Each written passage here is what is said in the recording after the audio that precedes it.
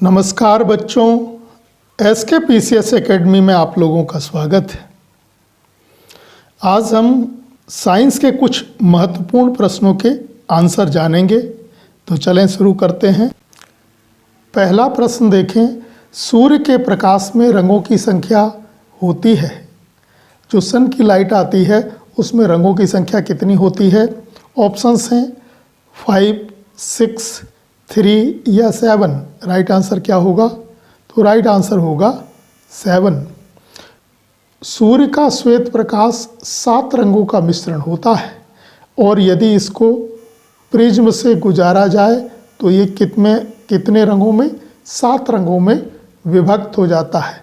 इसे ही हम क्या कहते हैं? प्रकाश का विक्षेपण कहते हैं। प्रकाश का उसको क्या कहेंगे? विक्षेपण। और 7 रंग कौन कौन से होंगे? तो उसको आप जानते हैं विबग्योर।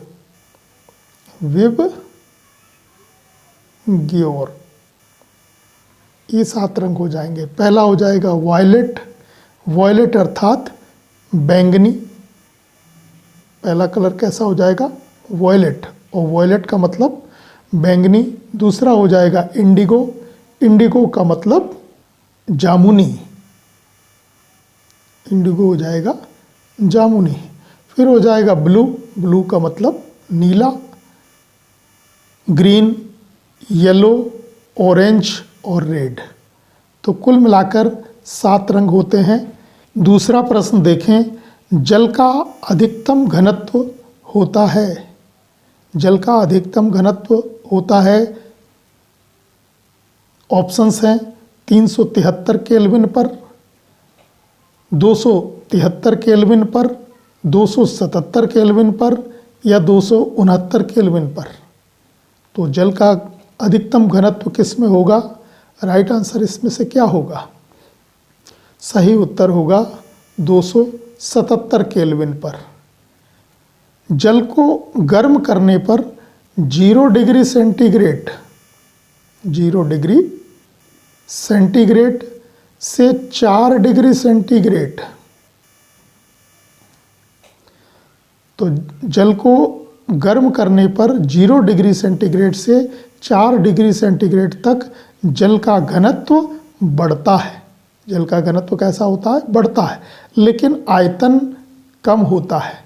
तो घनत्व बढ़ता है और आयतन कम होता है, लेकिन 4 डिग्री सेंटीग्रेड पर जल का आयतन न्यूनतम होता है। आयतन कैसा होता है? न्यूनतम।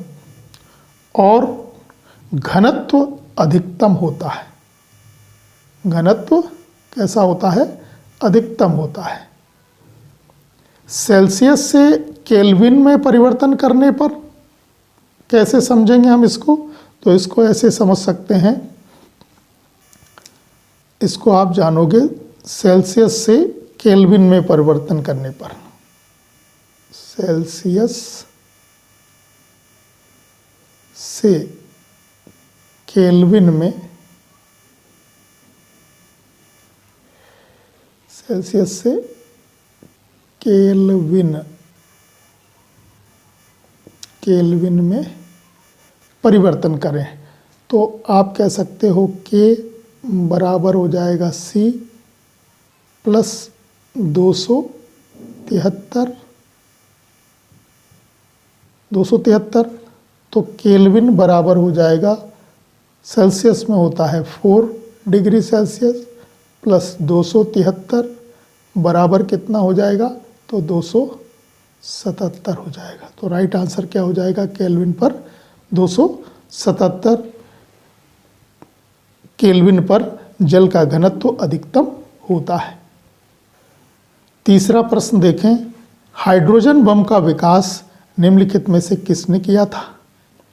ऑप्शंस हैं रॉबर्ट ओपनहीमर द्वारा, बर्नर बान ब्राउन द्वारा, एडवर्ड टेलर द्वारा या सैमुअल कोहेन द्वारा। तो इसमें राइट आंसर क्या होगा? हाइड्रोजन बम किसने बनाया था? फादर ऑफ हाइड्रोजन बम कौन कहलाता है?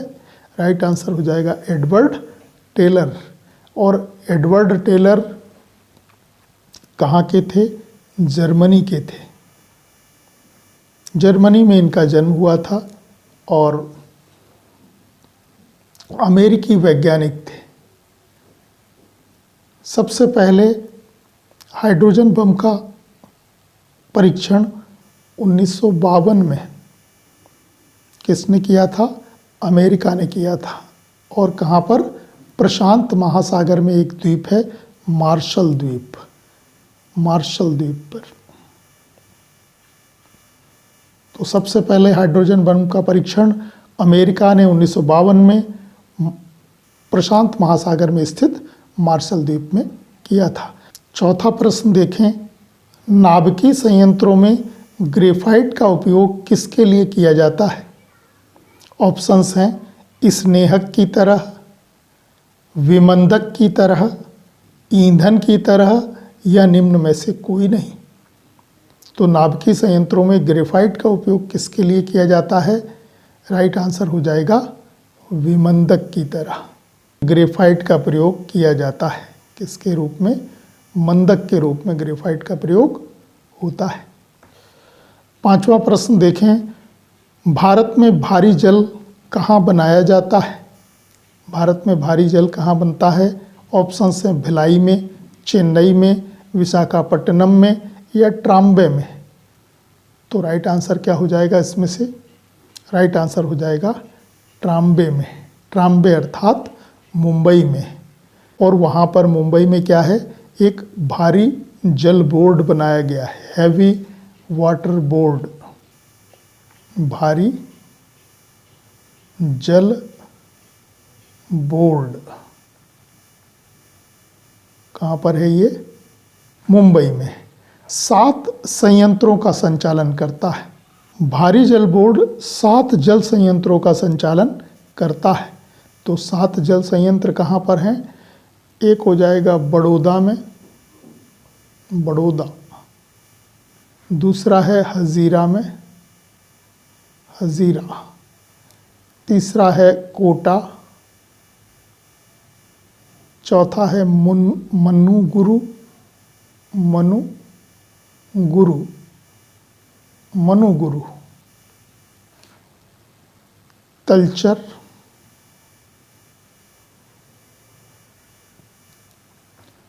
थाल, थाल और तूतीकोरन, तूतीकोरन।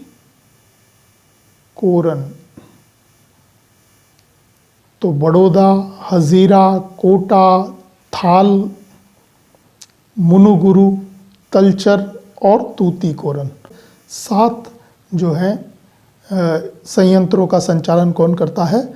भारी जल बोर्ड करता है, जो कहाँ पर है? ट्राम्बे, मुंबई में है। छठा प्रश्न देखें, निम्नलिखित में से किसके लिए जीपीएस प्रयुक्त होता है? ऑप्शंस हैं global police surveillance, general pacific survey, Greenwich polar satellite या ग्लोबल पोजिशनिंग सिस्टम। तो इसकी फुल फॉर्म क्या हो जाएगी जीपीएस की? राइट आंसर हो जाएगा ग्लोबल पोजिशनिंग सिस्टम।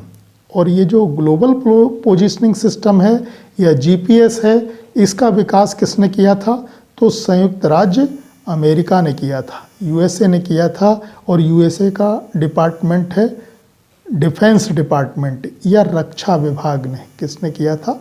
रक्षा विभाग ने इसका जो है विकास किया। और ये पूरे वर्ल्ड में कब से इसने कार्य करना शुरू कर दिया है? तो डेट आप ध्यान रखेंगे, 27 अप्रैल सन हो जाएगा 1995। 27 अप्रैल 1995 से ये कार्य कर रहा है। 7वां प्रश्न देखें, निम्नलिखित में कौन विद्युत का सर्वोत्तम चालक है?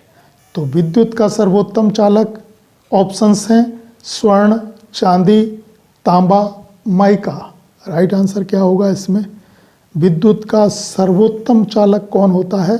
तो सर्वोत्तम चालक होता है चांदी। यदि हम क्रम देखें, सब सर्वोत्तम हो गया चांदी, उसके बाद दूसरे नंबर पे कौन होगा? तो दूसरे नंबर पे होगा तांबा। तीसरे नंबर पे कौन होगा? तो तीसरे नंबर पर एल्यूमिनियम। एल्यूमिनियम। एल्यूमिनियम। चौथे स्थान पर रख सकते हैं लोहा।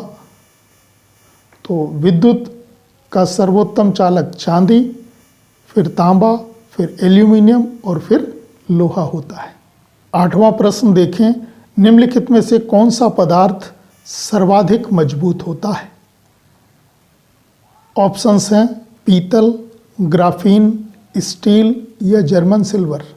तो इनमें से कौन सा पदार्थ है जो सबसे ज़्यादा मजबूत है? राइट आंसर होगा ग्राफीन होता है। ग्राफीन इसकी खोज करी थी आंद्रे जीम ने। किसने करी थी? Andre Geim. Andre Geim. Novo सेलोव।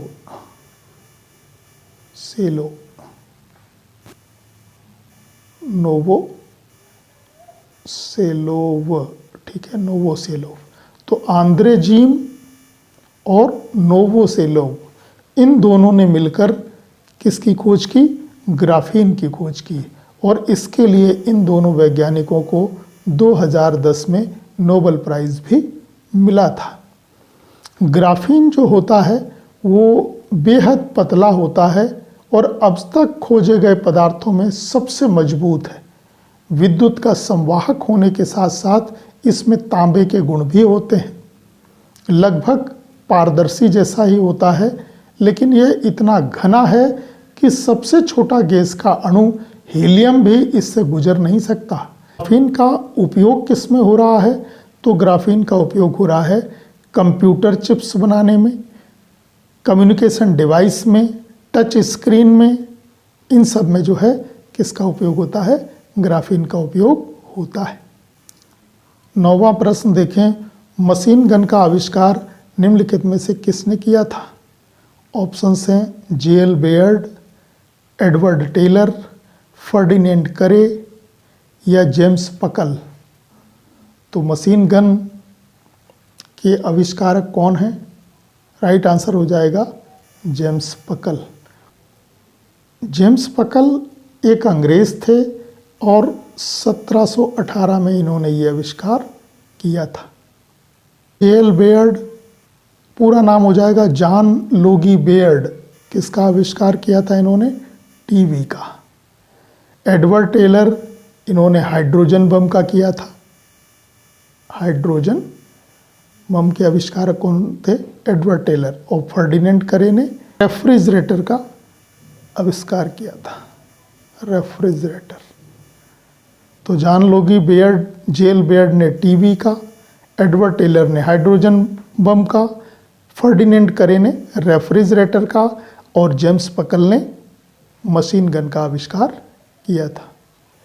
10वां प्रश्न देखें, आरडीएक्स का आविष्कार निम्नलिखित में से किसके द्वारा किया गया या किसने किया था? ऑप्शंस हैं Otto Hahn, Alfred Nobel, George Frederick Henning या एडवर्ड टेलर। तो इसमें राइट आंसर क्या हो जाएगा? राइट आंसर हो जाएगा George Frederick Henning. George Frederick Henning ये जर्मनी के थे।